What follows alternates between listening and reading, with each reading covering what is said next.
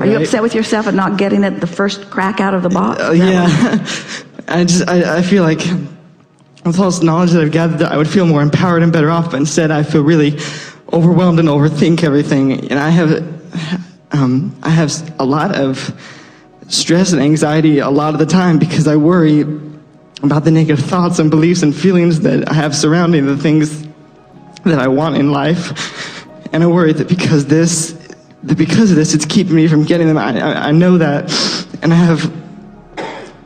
have so many dreams and things that I want to experience and have, but I feel really frozen with fear of them not coming true. And I feel like if I don't believe 100% and know that they'll come true and feel good all the time when I think about them, that there's no point in trying or going for anything because of my negative thoughts and beliefs are keeping me from getting it. And it's frustrating because I try really hard. I try really hard to feel good and think positive and feel like there's always that voice inside me that's determined to keep me from being happy, that voice that's constantly comparing me to other people and doubting and worrying and criticizing and overthinking everything that I do and think. And I want so bad to just relax. It's interesting. Did you hear us earlier today? We were talking about how the orbs, and we were talking about how we pick you from the crowd, and that a strong desire causes a very powerful spiking. That's how we saw you. In fact, somebody else tried to get in your chair, and we said, "No, not you." So she's worried about you dripping on the microphone. So, as we saw you, the energy of your desire, even though you are a bit as you've described, in that you are worrying about things, so there is a strong tug of war, which is evidenced by the way you're feeling and even about the way that you were reading there. But the desire is so strong that it will prevail. It's wonderful to see such powerful desire so early in life, and that's the most significant thing that we want to say to you.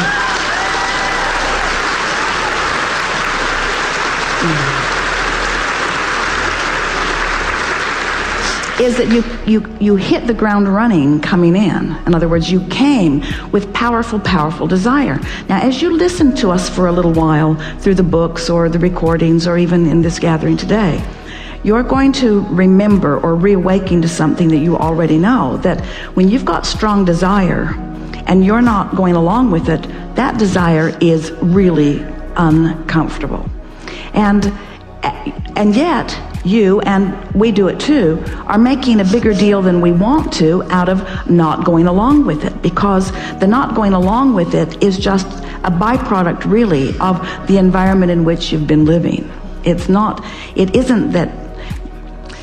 Someone said to us they were concerned about their teenager and really wanted to protect their child from experiences that they had found to be unpleasant when they were young, and wanted us to help them find a way to guide the child so that they didn't have to feel any of this angst and stuff that you're feeling. And we said, we wouldn't help you if we could, because we know that in all of that discomfort, this is the time that you're putting big time stuff into your vortex. And sometimes powerful energies come into physical form intending to understand and teach through the clarity of their example in a very powerful way.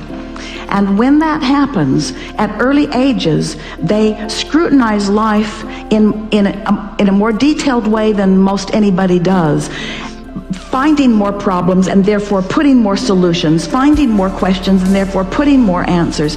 And that's precisely what's going on with you. You have, at an earlier age than we nearly ever acknowledge. We're not going to say you're the one and only or that you are the absolute exception, but you have put more into your vortex at this early age of your life than almost anybody that you will ever meet. And now you're feeling the pull of not being able to just at the drop of the hat go right in there, but you need some life experience in order to work your way in. So you didn't ask for a feathered nest, and you didn't understand for complete understanding, because if you'd come forth into this physical body knowing everything in the way that you're coming to know it even now, you wouldn't have put nearly as much into your vortex, and there wouldn't be nearly as much wonderful things that are going to evolve for you as you're moving through life experience. So everything that you're feeling here, we could boil it down to just a handful of statements that go like this. I wanted in a very powerful way, exposed myself to enough contrast that, and in the process of that, I have come upon an inordinate amount of self-doubt. And the reason that I have an inordinate amount of self-doubt is because I have a vortex that is so progressive with so many wonderful things. And when I catch up with it, and I will, I'm going to soar really far, really fast at a really young age. It's sort of like just compressing things so that a lot more happens fast. You get a sense of what we're talking about? Mm-hmm. Now, let's get to the details of what you can do about it, because we found you articulate, and we know that you have the ability to think and focus.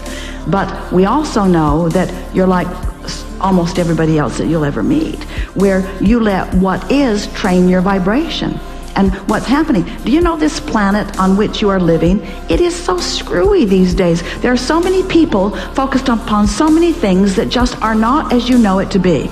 So we're going to tell you why you're feeling such intensity. You're going to like this, so just relax and hear this. It's not about you since you got here. It's about you before you got here. So it'll help you understand some things.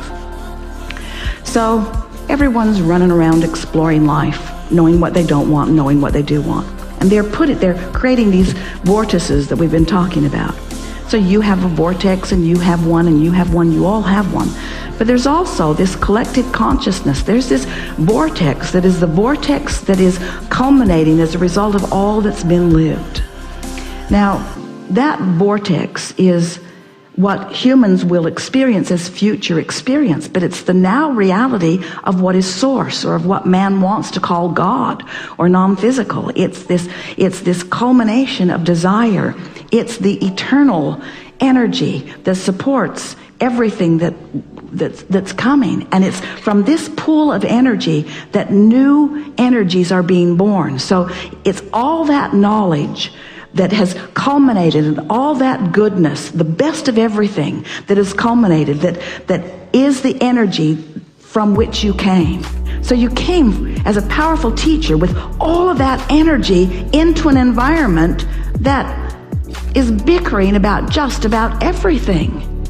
Nobody likes anybody very much anywhere anymore, it seems like. So it's no wonder it's a little hard to take, because you come from all of this knowing of all of this well-being. So it's a bit of a rocky ride, but here you are, so early in your experience, with a vortex well enough formulated for an 80 or 90 or 120-year-old, and still in the process of trying to define what's going on. So the conversation that we just had before you sat down is a really good basis to begin with here, because you heard us speaking about how you have to ignore what is and just focus upon what's in the vortex. And you were trying to describe some of what you think is in there. Who do you think you are? What is it that you want? What is it that you're looking for that you feel that you haven't been able to find? Because the most powerful and interesting thing that we heard from you and felt from you as you were describing, it was the purest rendition we've ever heard of someone who was simply trying to explain how awful it feels not to be in the vortex. In other words, you weren't saying, I want a car and I can't get it. I want a girlfriend and can't get it. You weren't saying, my mother doesn't understand me. You weren't saying, they're beating up on me in the playground. In other words, you weren't talking about anything other than this innate knowing that you're supposed to feel better than you do and you don't know what to do about it. Isn't that right? Don't you love knowing how smart you are so fast?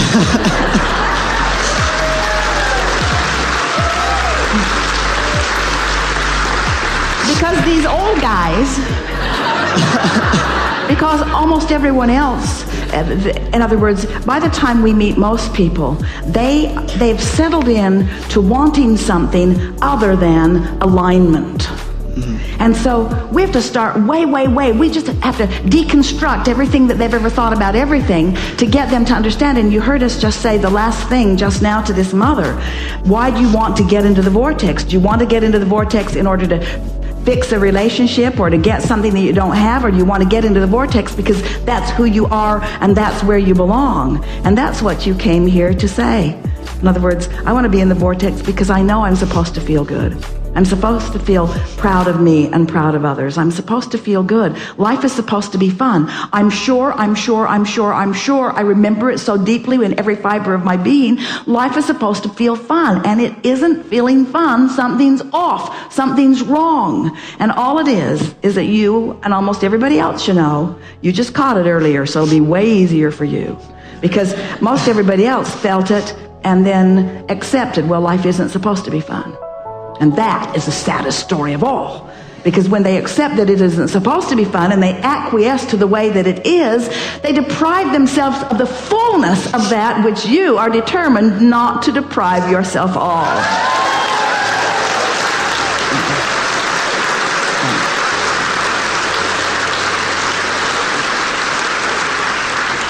So what you do, you just do it a little bit at a time. You catch yourself in the vortex and then you milk it.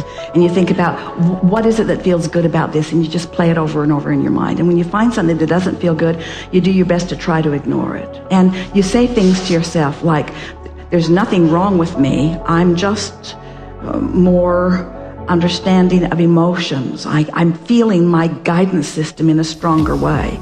My guidance system is going to serve me earlier and younger than almost anybody else. And I'm going to get a handle on this. In fact, I've already got a handle on it. And then just what Esther does, because Esther has found herself really sensitive to energy. And like you, when she thinks about something, even if it's something that is a reality that normally she might think she needs to do something about, it's painful to focus upon it. And so she's just coming more and more to the place where when she finds things that are painful to focus upon, it's just not worth it. In other words, let humanity take care of humanity. Or, in other words, nothing is worth sacrificing your alignment with who you are.